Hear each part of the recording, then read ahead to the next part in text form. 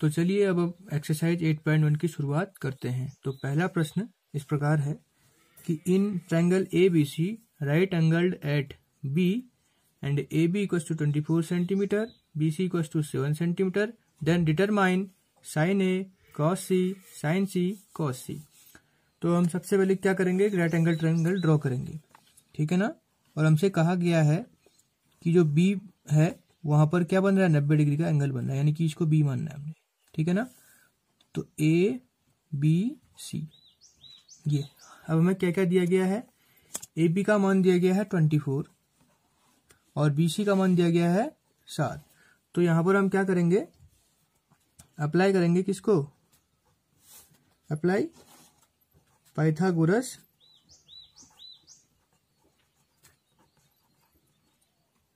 Theorem, ठीक है ना। अप्लाई पाइथागोरस थ्योरम वो क्या कहती है कि जो हाइपोटेनियस है यहाँ पर AC का जो स्क्वायर होगा वो क्या होगा, इसके परपेंडिकुलर AB यानी कि 24 के स्क्वायर और इसके बेस BC 7 के स्क्वायर के इक्वल होगा।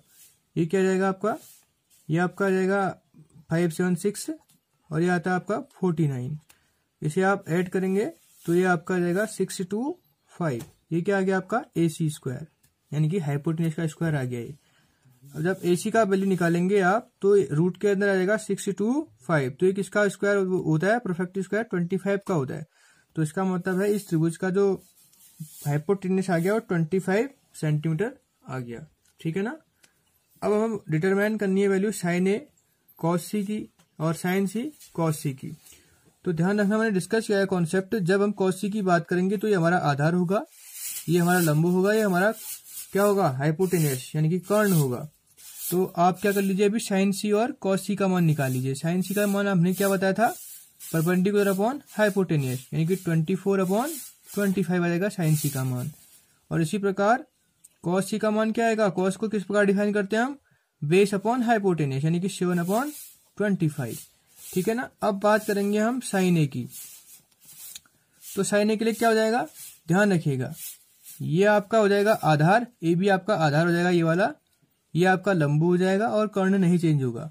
तो साइन ए का मान क्या आ जाएगा आपका, साइन ए का मान आपका आ जाएगा, अब लंब ही होगा आपका 7 और कर्ण ही होगा, यानी कि 7/25 आएगा साइन ए का मान।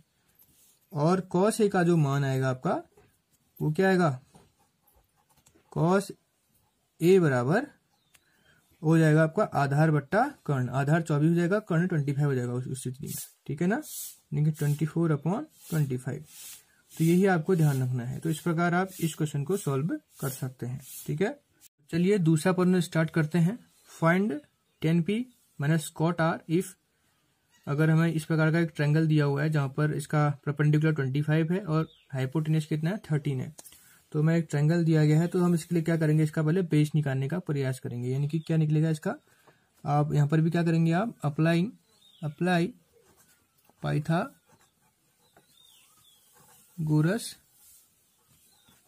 Pythagoras theorem. तो क्या होगा, जो आपका 13 का स्क्वायर आएगा वो क्या आएगा, वो आपके 12 के स्क्वायर प्लस QR के स्क्वायर के बराबर आएगा।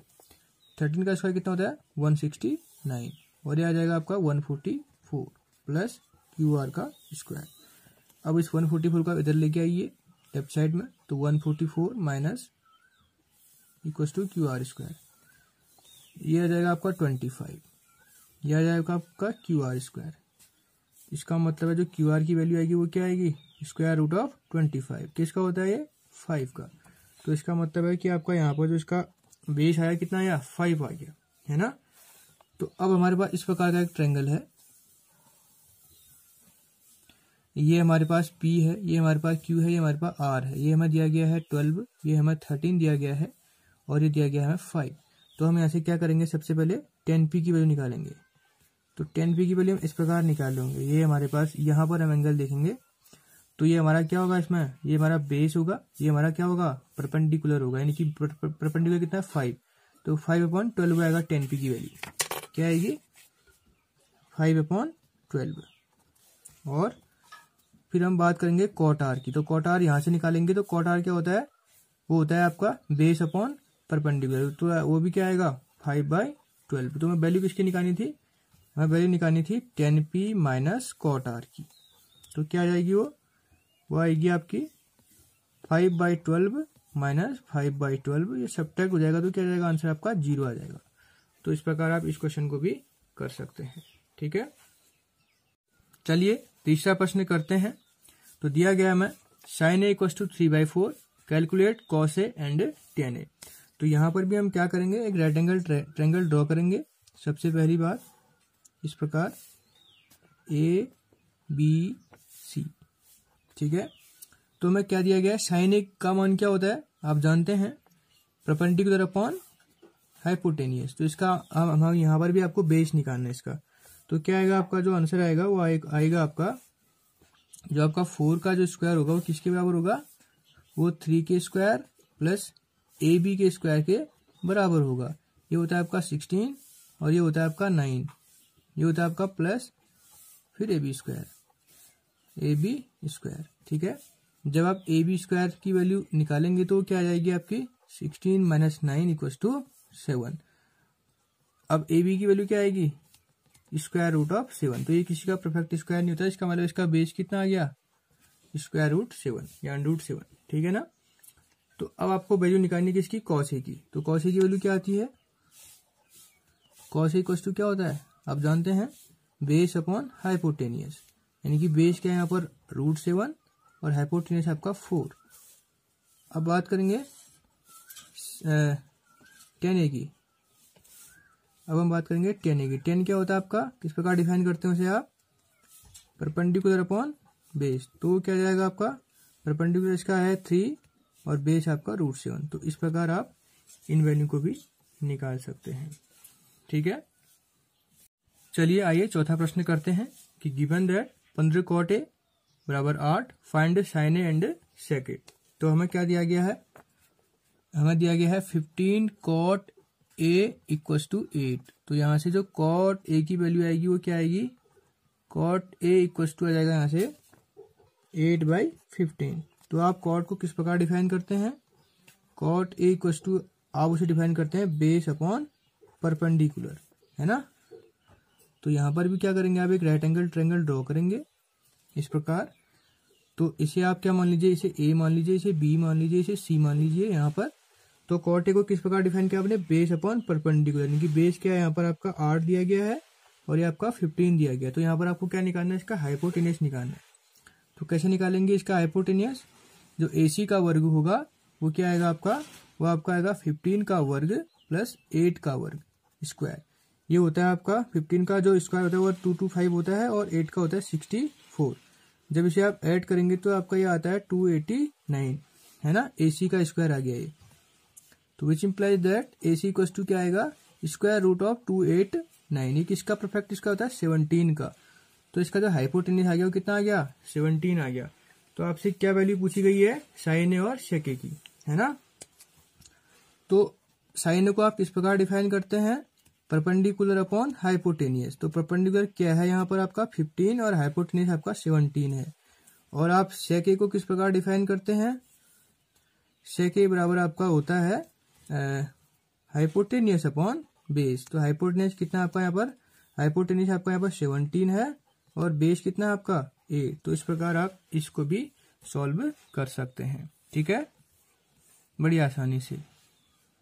चलिए पांचवा प्रश्न करते हैं। Given that sec θ = 13/12, then calculate all other trigonometrical ratios.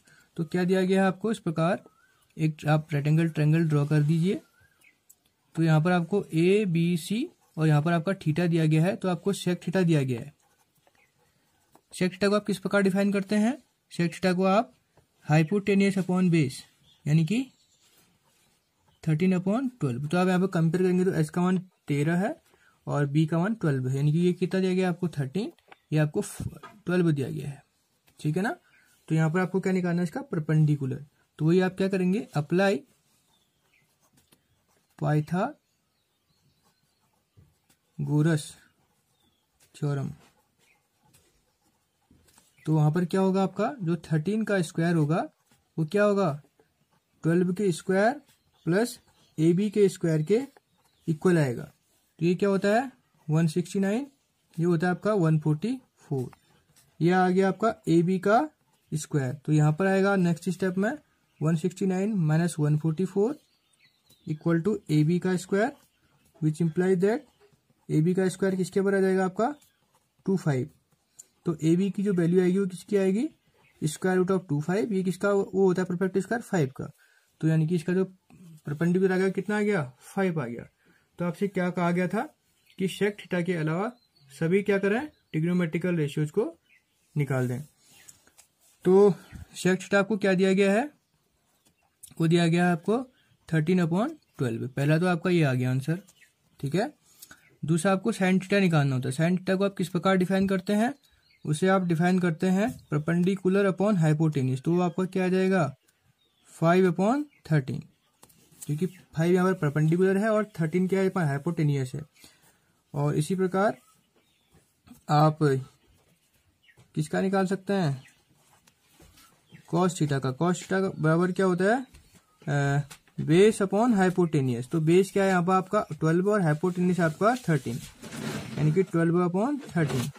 तो यह आपका कॉस थीटा का मान आ गया। फिर आप निकालेंगे तीसरा टेन थीटा का। तो टेन थीटा का मान कैसे निकालते हैं, परपेंडिकुलर अपॉन बेस। तो परपेंडिकुलर क्या है यहाँ पर आपका 5, बेस है आपका 12, तो वो आपका आ जाएगा 5/12।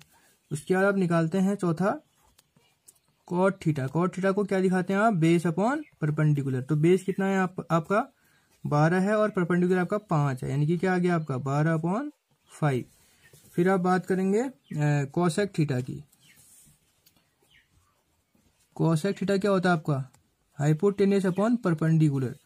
तो कैसे निकलता है, हाइपोटेनियस आपका यहाँ पर 13 है और बेस परपेंडिकुलर आपका 5 है, यानी कि क्या आ जाएगा 13/5।